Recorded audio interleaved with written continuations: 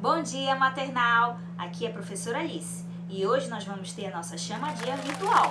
Muita atenção para o seu nome aí, vamos acompanhar, viu? Vamos lá! A canoa virou por deixá-la virar, foi por causa da Alice e da Ana Giovana que não souberam remar.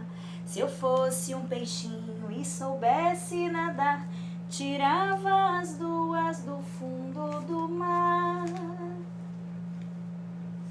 A canoa virou por deixá-la virar, foi por causa da Ana Lúcia e da Emanuele que não souberam rimar.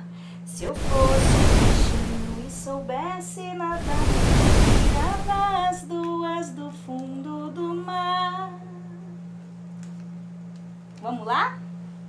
A canoa virou por deixá-la virar, por causa do Andrew e do Enzo, Davi que não souberam remar. Se eu fosse um peixinho e soubesse nadar, tirava os dois do fundo do mar.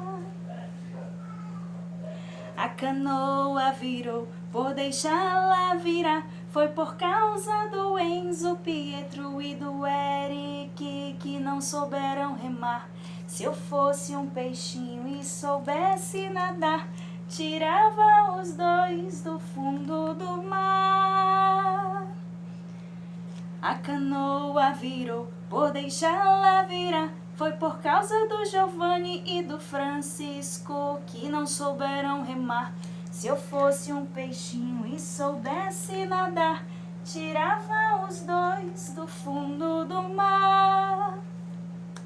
Canoa virou por deixá-la virar, foi por causa do Heitor e do Josué que não souberam remar. Se eu fosse um peixinho e soubesse nadar, tirava os dois do fundo do mar.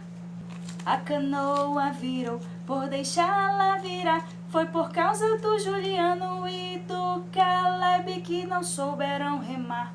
Se eu fosse um peixinho e soubesse nadar, tirava os dois do fundo do mar. A canoa virou por deixá-la virar, foi por causa da Luna e do Marcelo que não souberam remar. Se eu fosse um peixinho e soubesse nadar, tirava os dois do fundo do mar. A canoa virou por deixá-la virar, foi por causa da Natasha e do Leandro que não souberam remar. Se eu fosse um peixinho e soubesse nadar, tirava os dois do fundo do mar. A canoa virou por deixá-la virar, foi por causa do Paulo e da Vitória que não souberam remar. Se eu fosse um peixinho e soubesse nadar, tirava os dois do fundo do mar.